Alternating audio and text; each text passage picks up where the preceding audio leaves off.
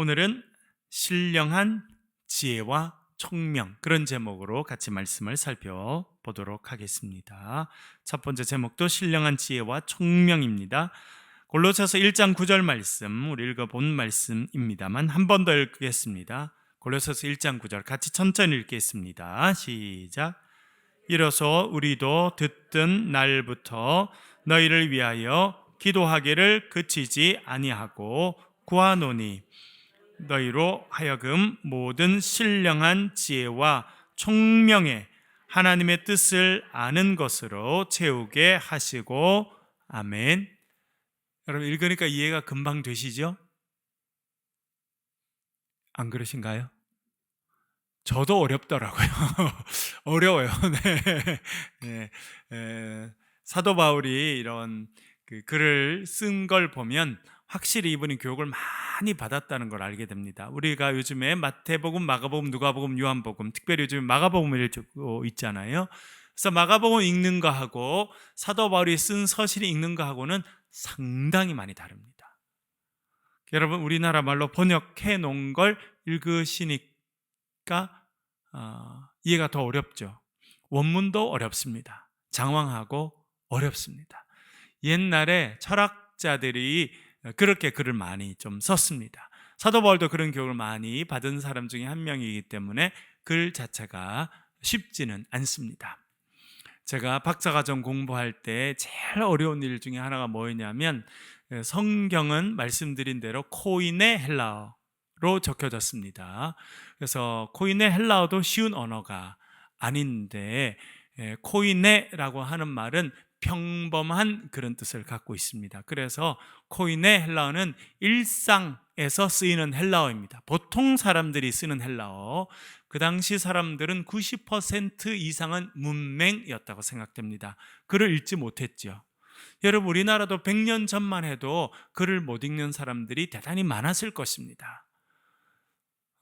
이 바울 시대 때 아마 팔레스타인에 살던 사람들, 그리고 그 당시 대부분의 지역에 있던 사람들 90% 이상은 문맹, 글을 읽지 못하는 사람들이었다고 생각이 됩니다. 글을 읽을 수 있는 사람은 10% 이내, 그 중에 글을 정말 이렇게 쓸 수 있는 사람은 훨씬 더 소수였다고 생각되는데요. 그 소수 중에 소수는 철학자들입니다. 우리가 알고 있는 소크라테스, 아리스토텔레스, 이런 유명한 철학자들, 그런 철학자들이 쓴 글을 요즘에도 현대인들이 읽고 박사학위를 받습니다. 제가 이제 박사 논문을 쓰기 전에 박사 자격이 있는지를 이렇게 시험을 계속 쳐가게 되는데, 그 중에 하나가 고전 헬라어를 패스해야 됐습니다. 그러니까 코인의 헬라어는 성경 헬라어인데, 요거는 이제 평범한 사람들이 쓰는 헬라어고, 철학자들이 쓰는 언어는 완전히 다른 언어가 따로 있었습니다. 물론 헬라어고 많은 것들이 비슷하지만 훨씬 더 어렵습니다. 이렇게 딱 펴서 보면 어떤 느낌이 드냐면, 까만 것은 글이고 흰 것은 종이구나, 이런 느낌이 들어요. 어려운 게 뭐냐면 주어를 찾는 게 어려워요. 어느 게 주어고 어느 게 서술어인지 찾기가 어렵습니다. 너무 길고 너무 단어가 많아가지고. 그래서 정말 하나님, 제가 이거를 잘 마치고 논문을 쓸 수 있도록 도와주십시오, 엄청 기도했어요. 그러니까 박사학위 받는 거 쉬운 일이 아니더라고요. 요구하는 수준이 달라요. 미국에도 제가 세 학교에서 공부했는데 세 학교가 다 요구하는 수준이 다릅니다.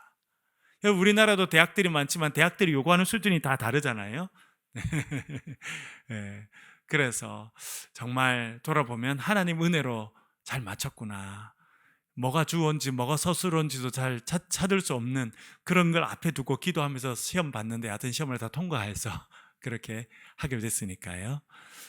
그런 데 비해서는 코인의 헬라어 중에서도 이제 복음서는 훨씬 더 쉬운 문장과 좀 더 쉬운 표현들이 많이 쓰였는데, 이 서신서는 훨씬 더 어려운 문법적인 표현과 어려운 단어들이 집약적으로 많이 쓰였습니다. 그래서 이해하기가 사실은 쉽지 않습니다. 오늘 읽은 본문 9절도 상당히 길지요. 이로써 우리도 듣던 날부터 너희를 위하여 기도하기를 그치지 아니하고 구하노니 너희로 하여금 모든 신령한 지혜와 총명의 하나님의 뜻을 아는 것으로 채우게 하시고.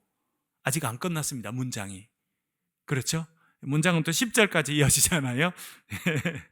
주께 합당하게 행하여 범사에 기쁘시게 하고 모든 선한 일에 열매를 맺게 하시며 하나님을 아는 것에 자라게 하시고. 아직 문장이 안 끝났습니다. 그렇죠, 여러분? 예, 이렇게 돼 있어요. 사도 바울은 비교적 그나마 좀 쉽게 쓴 건데도 이렇게 썼어요. 그래서 옛날 철학자들 보면 한 페이지 전체가 한 문장일 때도 있어요. 아직 한 문장이 시작해서 한 문장이 안 끝났는데 페이지가 그 다음 페이지로 넘어가는, 그럴 때도 있습니다. 그래서 조금 더 제가 한번 설명을 해보도록 하겠습니다. 이로써 우리도 듣던 날부터 소식을 들었다는 거예요. 사도 바울과 동역자들이 소식을 들었습니다. 어떤 소식을 들었습니까? 누구로부터 온 소식을 들었습니까? 골로새 교회에서 온 소식을 들었다. 그렇게 말해주고 있습니다. 그러면 골로새에 있는 소식을 전해준 사람이 누구였습니까? 그 밑에 보면 골로새서 1장 7절과 8절을 제가 적어두었죠. 그 부분을 먼저 한번 읽어보겠습니다. 골로새서 1장 7절과 8절 한번 읽겠습니다. 시작. 이와 같이 우리와 함께 종된 사랑하는 에바브라에게 너희가 배웠나니 그는 너희를 위한 그리스도의 신실한 일꾼이요 성령 안에서 너희 사랑을 우리에게 알린 자니라. 아멘. 여기서 사람 이름이 한 명이 나오죠. 그 사람 이름이 무엇입니까? 에바브라라고 하는 사람이 나옵니다. 에바브라. 이 사람이 골로새 교회에서 온 사람이었습니다. 그러니까 골로새에서 한 사람을 사도 바울에게 보내서 왔는데 그 사람이 에바브라라고 하는 사람이었고 그 사람을 통해서 지금 골로새 교회 소식을 들은 겁니다. 그래서 금방 읽은 구절에 보면 이로써 우리도 듣던 날부터 소식을 들은 거예요. 소식을 듣고 그것으로 인해서 기도 제목을 받은 거죠. 그래서 기도하였다고 이야기하는데요. 7절, 8절 에바브라에 대해서 조금 살펴보겠습니다. 우리와 함께 종된 사랑하는 에바브라, 그렇게 말했습니다. 에바브라를 소개하면서 여러 단어를 쓰고 있는데요. 우리와 함께 종된 사람이다, 그렇게 말해주고 있습니다. 종이라고 하는 단어 둘로스라고 하는 단어인데요. 둘로스, 종이라는 뜻입니다. 하인이라는 뜻입니다. 사도 바울도요, 자신을 소개할 때 나는 그리스도의 종이다, 그렇게 자주 표현했어요. 왜 사도 바울은 종이라고 표현했을까요? 이것은 대단히 중요합니다. 내가 주인이 아니라고 하는 것을 고백하는 것입니다. 최근에 우리 교회 또 새로운 청년들도 오고 해서 제가 청년들 몇 명을 새가족 교육을 하고 있는데 이 이야기를 가르치고 같이 최근에 이야기를 했습니다. 뭐냐면 하나님의 교회가 하나님의 교회 되기 위해서는 하나님만이 주인 되셔야 된다라고 이야기했습니다. 그러니까 하나님은 주인이시고 우리는 누구라는 겁니까? 종이라는 겁니다. 하나님의 자녀이고 하나님의 백성이고 또 하나님의 종이다라고 하는 생각을 끊임없이 갖고 있어야 합니다. 하나님의 교회의 주인은요, 하나님밖에 없습니다.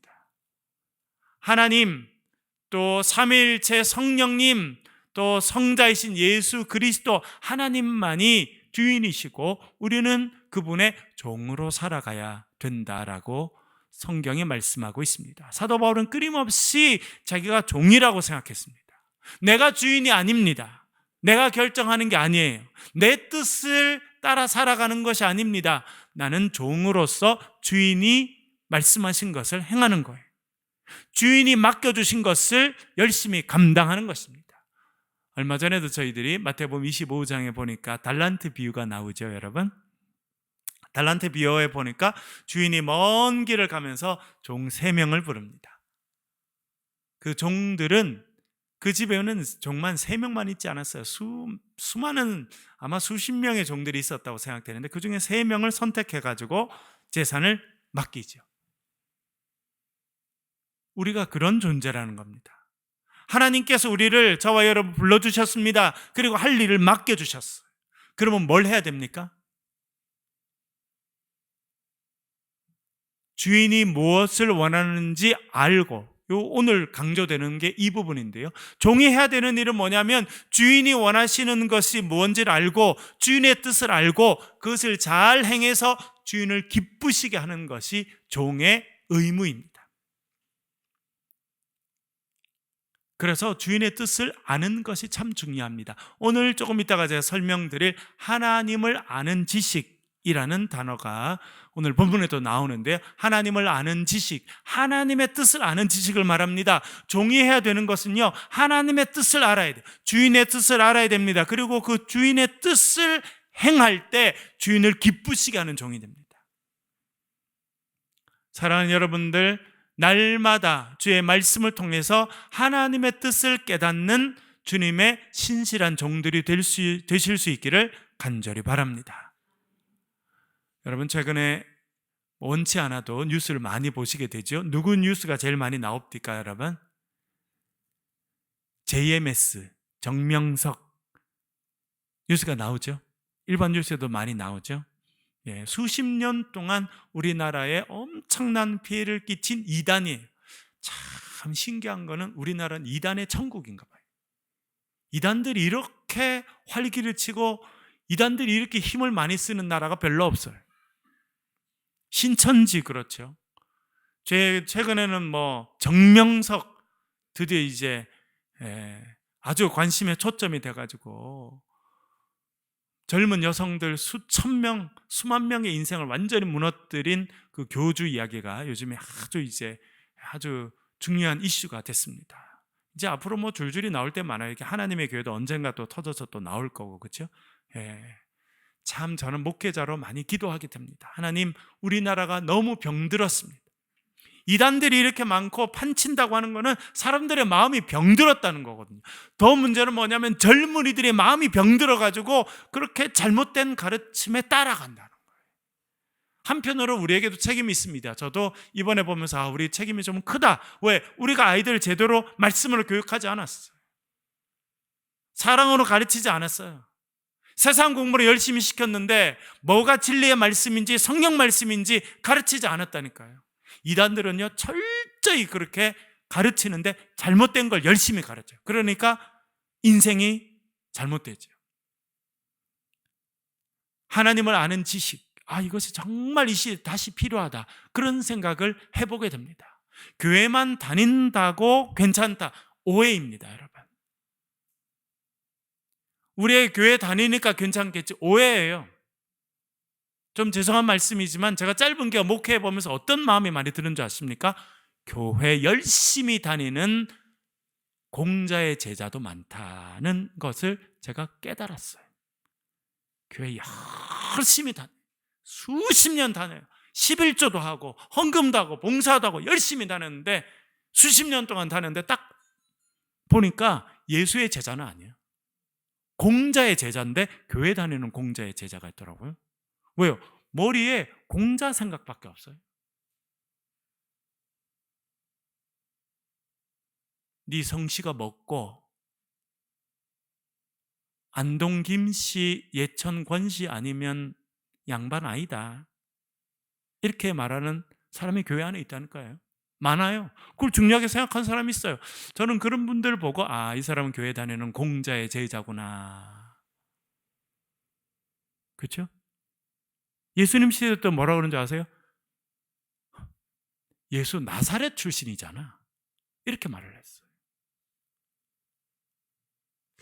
여러분, 우리 자녀들도요, 교회 다닌다고 여러분 만족하면 안 돼요.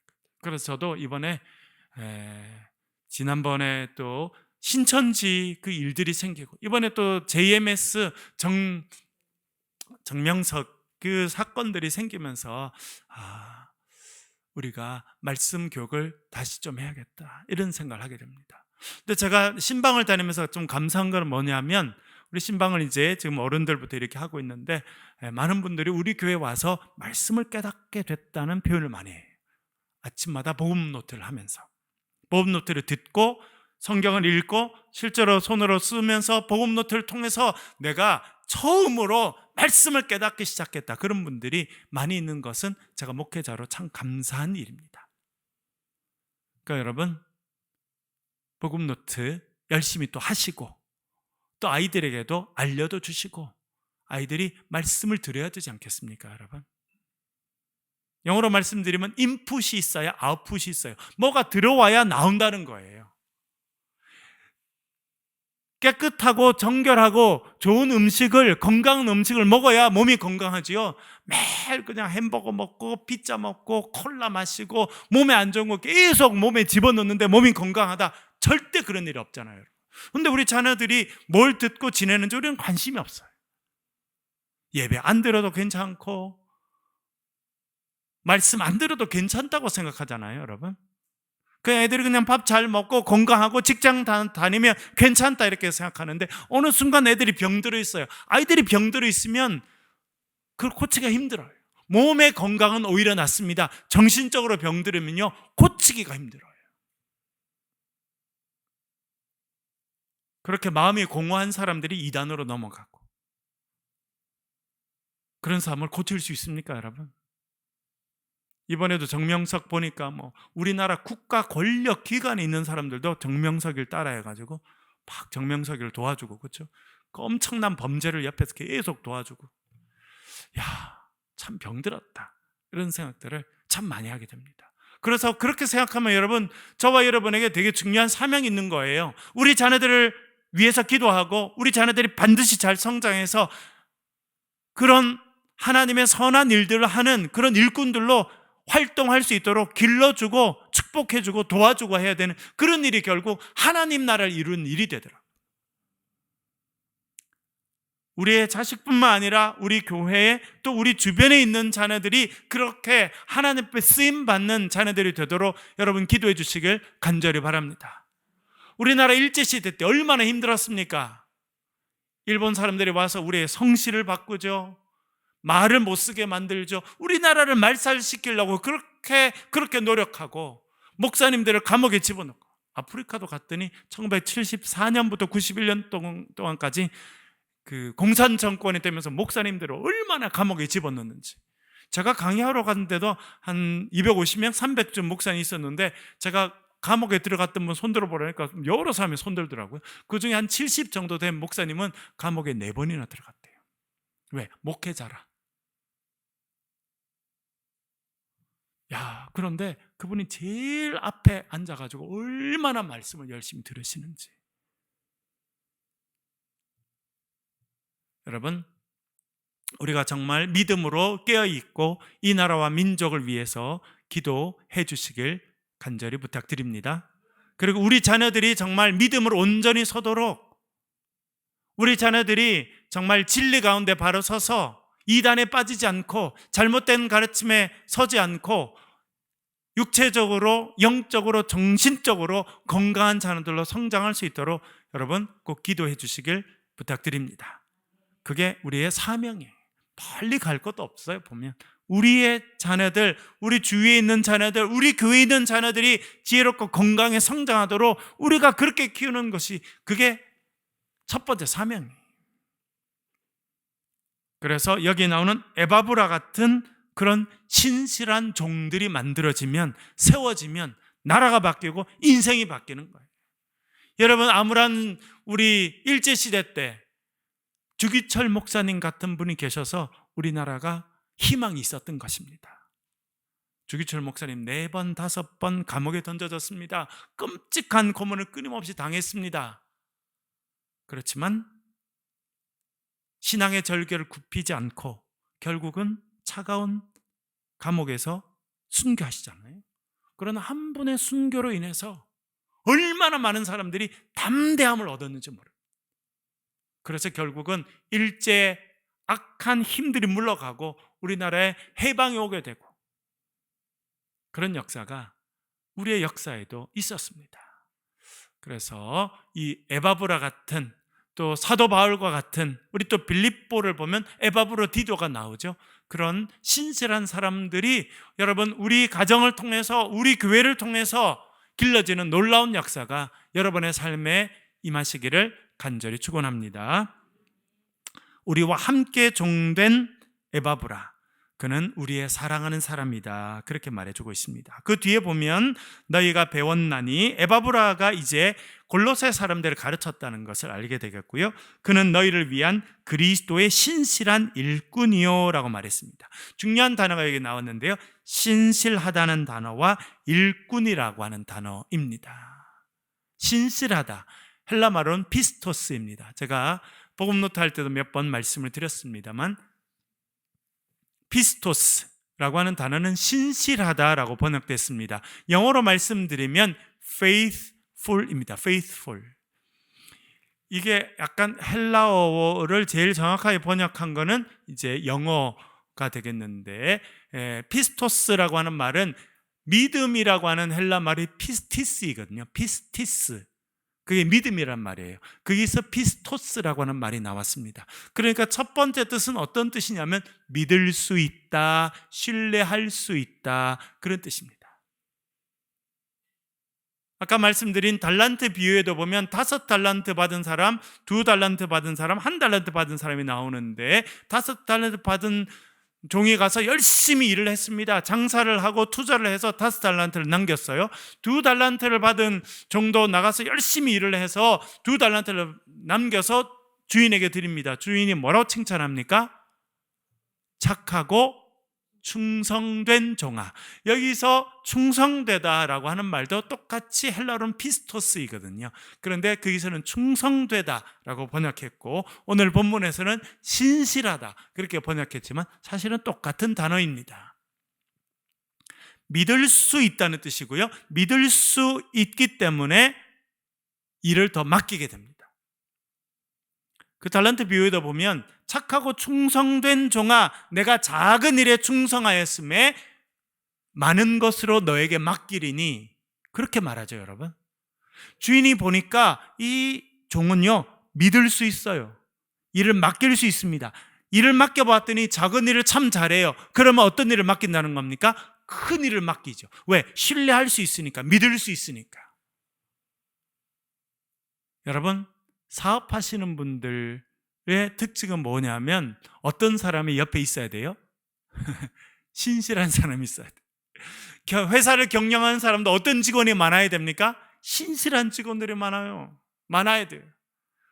어떤 데는 가면 격리 보는 사람이 수십 년 동안 교회 돈을 횡령했어. 심지어 정말 안타까운 이야기이지만 어느 교회도 교회 직원이 헌금에 손을 수십 년 돼가지고, 저도 깜짝 놀랐어요. 엊그제 우리 목사님들 모임이 있어서 갔는데 그런 이야기를 하더라고요. 네, 끔찍한 일이죠. 신뢰할 수 있는 사람이 옆에 있어야지, 그렇지 않으면 그게 얼마나 큰 시험이 되고 어려움이 되겠습니까? 에바브라는 신실한 사람이었다, 믿을 수 있는 사람이었다, 피스토스, 믿을 수 있는 사람이었다는 말입니다. 그리고 피스토스는 믿을 수 있는 사람의 뜻이기도 하고 신실한 사람이다 라고 하는 뜻을 가지고 있습니다. 신실하다는 것은 무엇이냐면 맡겨진 일을 잘 감당한다는 의미를 가지고 있습니다. 여러분, 이것은 맡겨진 일 감당하고 있어야 될 자리에 잘 있는 것이 신실한 것입니다. 하나님께서 아담에게 말씀하셨습니다. 아담아, 이 동산에 있는 모든 나무의 실과는 다 먹지만 중앙에 있는 선악을 알게 하는 나무의 실과는 먹지 마라 말씀하셨습니다. 아담과 하와가 그 말씀을 들었습니다. 그러나 하와가 뱀의 유혹을 받아가지고 그래서 그 선악을 알게 하는 나무의 열매를 따먹게 됩니다. 그랬더니 정말 눈이 밝아져서 자기들이 벗고 있었다는 것을 알게 돼서 나무 뒤에 가서 숨습니다. 그럴 때 하나님께서 인간에게, 인류 전체에게 첫 번째 질문을 던지십니다. 그 질문이 무엇입니까? 아담아, 내가 어디 있느냐? 제가 처음 교육 전도사를 갔던 그 교회에 액자에 그게 적혀 있었어요. 붓글씨로 이렇게 큰 붓으로 쓴 거. 누가 쓰셨냐고 그랬더니 한경직 목사님이 쓰셨다는 거예요. 그래서 한경직 목사님이 친필로 쓰신 그것이 액자로 이렇게 딱 들어가 있는 모습이 참 마음에 남았어요. 저도 대학 처음에 들어가서는 영락교회에서 신앙생활을 했는데 교사도 하고, 물론 그 당시는 이제 한경직 목사님은 벌써 1973년에 은퇴하셨기 때문에 안 계셨는데, 제 평생에 처음으로 이제 한경직 목사님을 뵌 것은 1996년에 장신대 예배당이 한경직 기념 예배당이거든요. 그 예배당이 완성되고 한경직 목사님이 그 당시 98세 이렇게 되셨던 것 같은데 오셔서 그때 이제 처음 뵀습니다. 아주 멀리서, 저는 학생으로 앉아있고 멀리서 이제 뵙게 됐었는데도 그때 그 생각이 나더라고요. 그러면서 어떤 마음이 들었냐면, 야, 한경진 목사님 그렇게 폐병으로 죽다가 살아나셔가지고 또 신이 돼서 목회하시다가 또 남한에 넘어와서 영락교회를 일으키시고 한국 장로교회 아버지라고 불리는 분이 한경진 목사님이시거든요. 그리고 여러분, 그분이 하신 일은 상상할 수 없을 정도로 많습니다. 우리나라 군목 제도도 그분이 처음으로 시작하시고, 우리나라에 돕는 그런 월드 비전이라고 하는 그 단체도 그분을 통해서 시작하고, 하여튼 그분을 통해서 우리나라 기독교에 엄청나게 많은 것이 새롭게 시작했다고 할 만큼 엄청난 영향력을 끼치시게 됩니다. 숭실 대학을 세우신 것뿐만 아니라 수많은 중고등학교들도 다 세우시고 그런 일들을 하셨어요. 그래서 저는 참 훌륭한 어른이다. 하나님께서 이 시대에 크게 사용하신 그런 분이신데 어떻게 쓰임 받았을까, 이런 생각을 가끔 해볼 때가 있습니다. 그러면 때때로 그 액자가 생각나요. 그래서 제가 그것을 그 교회만 본 게 아니라 여러 군데서 봤거든요. 그러니까 이건 제 생각이에요. 한경직 목사님은 스스로에게 늘 질문하셨나 봐요. 아담아, 내가 어디 있느냐, 그 질문을 본인한테 던지신 것 같아요. 경지가, 너는 어디 있느냐. 그건 뭐예요, 여러분? 하나님 맡겨주신 그 자리에서 그 사명을 잘 감당하고 있느냐라고 하나님 물으시는 거예요. 여러분, 저는 짧은 기간 목회하면서 아이들을 볼 때 어떤 아이들은요 참 밝고 건강해, 정신적으로 건강하고 영적으로 건강하고 육체적으로 건강하고, 그런 어떤 아이는요 건강하지 못해요. 여러 가지 면에서 불안해요. 건강하지 못해요. 그런 아이들이 자라면 또 그런 모습을 계속 가지고 자랄 가능성이 많거든요. 제가 군대에서 군종 목사로 많은 아이들을 상담하고, 그중에 아이들이 자살 시도하고, 어떤 아이들은 탈영을 하고 군대 적응을 못하고, 어떤 아이들은 또 거기서 폭력을 행사하고, 막 그런 어려움들이 그 군대 안에서 많은데 목사님들이 그런 일들을 하게 됩니다. 그러면 그런 아이들을 불러서 상담하게 되는데 대부분의 특징은 뭔지 아세요? 부모님 자리를 지키고 있지 않는 아이라는 거 아닙니다. 한 부모 가정이라든지 부모님이 같이 있어도 사이가 좋지 않다든지, 아예 부모님이 안 계신다든지,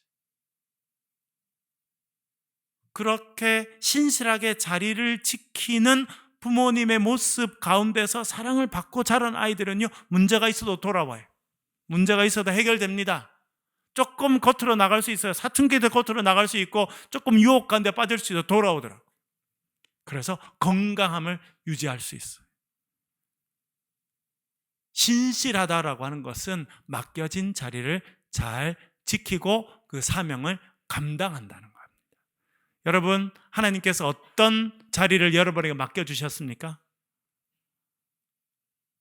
그 일들을, 또 그 사명들을 잘 감당하시는 저와 여러분 되실 수 있기를 간절히 바랍니다.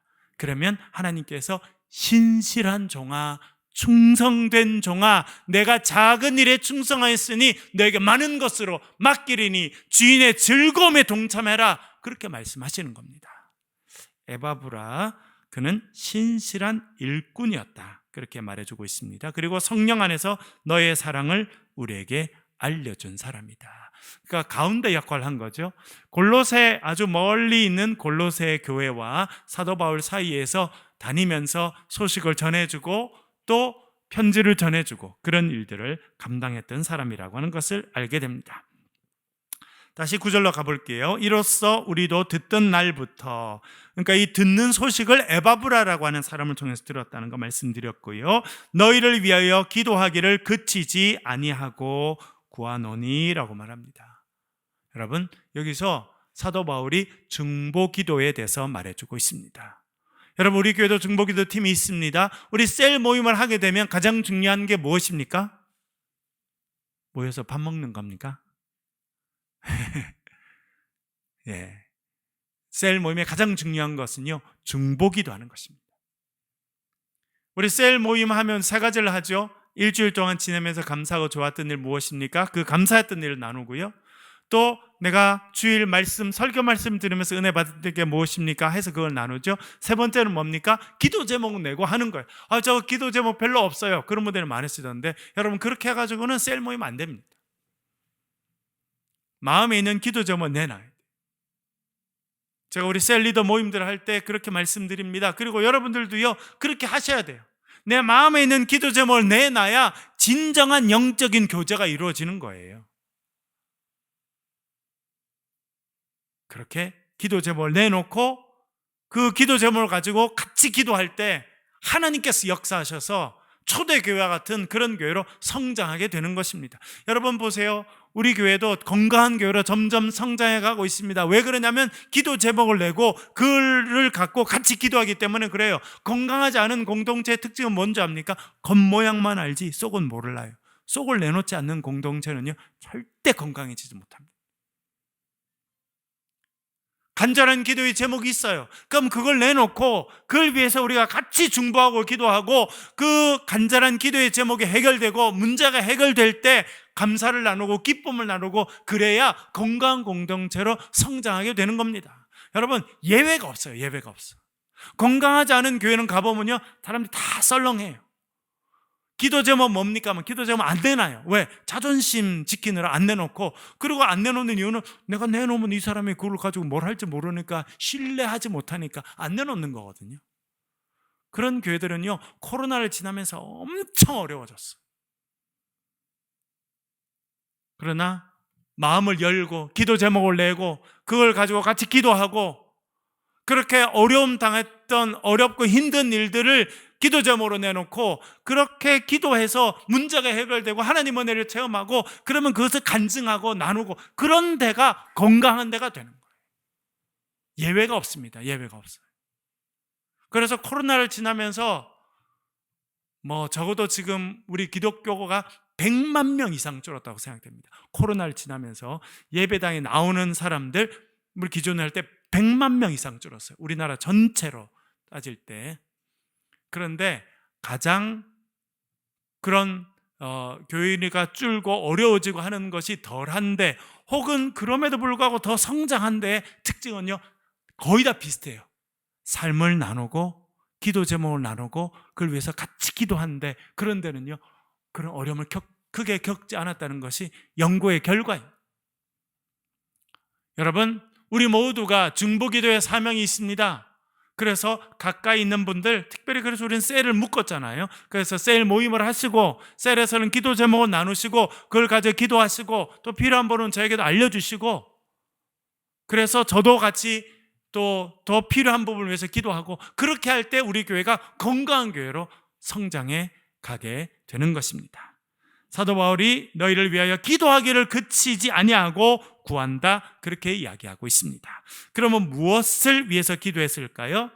너희로 하여금 모든 신령한 지혜와 총명해라고 써두었는데요, 너희가 신령한 지혜를 갖도록 기도했다, 그렇게 말해주고 있습니다. 신령한 지혜라는 거예요. 여러분, 요즘에 최근에 챗 GPT라는 게 나왔어요. 여러분 대부분 들어보셨습니까? 처음 들으십니까?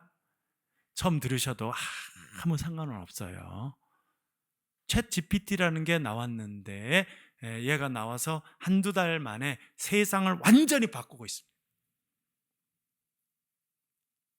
뭐냐면 여러분 질문을 탁탁탁 쓰면 걔가 실시간으로 그에 대한 글을 쫙 써서 정보를 알려줍니다. 그게 챗 GPT예요. 뭐 안 하셔도 상관은 없습니다, 여러분. 네. 앞으로 그 시장이 전 세계적으로 어느 정도 커질 거냐? 1,000조 원 정도의 시장으로 커질 거라고 생각합니다. 여러분 1조도 어느 정도 되는지 저도 감이 없거든요. 그러나 이 시장이 1,000조 원 정도, 그러니까 세계의 경제 흐름을 완전히 바꿀 만큼의 큰 시장으로 폭발적으로 성장할 거라고 생각합니다. 그것이 인공지능이 지금 하는 것입니다. 우리 질문을 탁 던지면 걔가 대답을 한 줄 두 줄 내는 게 아니에요. 저도 한국말을 안 써봤는데 영어로 제가 실험하느라 여러 질문을 이렇게 탁탁 또 올려봤는데 얼마나 논리 정연하게 글을 착 쓰는지 모릅니다. 최근에 챗GPT라는 게 미국의 의사 시험 봐서 합격했고 변호사 시험 봐서 다 합격했어요.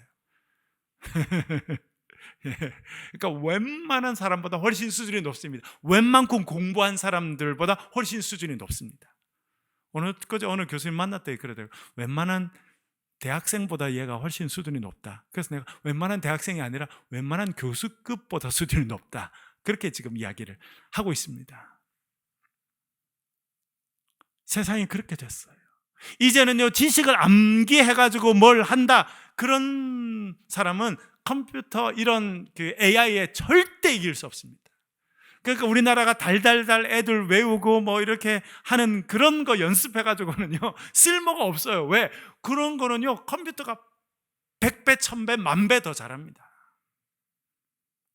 외워서 지식을 뭐 외워가지고 뭘 하는, 우리나라 여전히 그런 부분이 많은데, 그렇게 해가지고는요, 쓸모가 없다는 거예요. 아예. 왜요? 백날 외운다고 그래도 우리가 그게 정확합니까, 여러분? 요즘에는 컴퓨터 앞에 앉아서 걔를 딱 그 프로그램을 띄워서 딱 하면요, 걔가 훨씬 더 정확하게 다 이야기를 합니다. 뭘 말씀드리려고 하냐면 앞으로의 시대는요, 지혜의 시대라는 거예요. 우리 아이들이 21세기에 살아남고 영향력 있는 사람이 되려고 하면요, 지식을 많이 가진 사람이 아니라 지혜가 있는 사람이어야 된다는 거예요. 그럼 그 지혜는 어디서 오는 겁니까?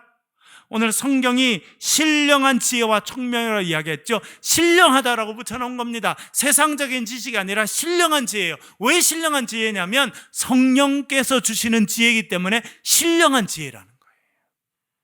성령은 어떤 분이십니까? 성령은 진리의 영입니다. 성령은 생명의 영입니다. 그래서 성령께서 함께 하실 때 우리가 지혜를 얻게 되는 거예요.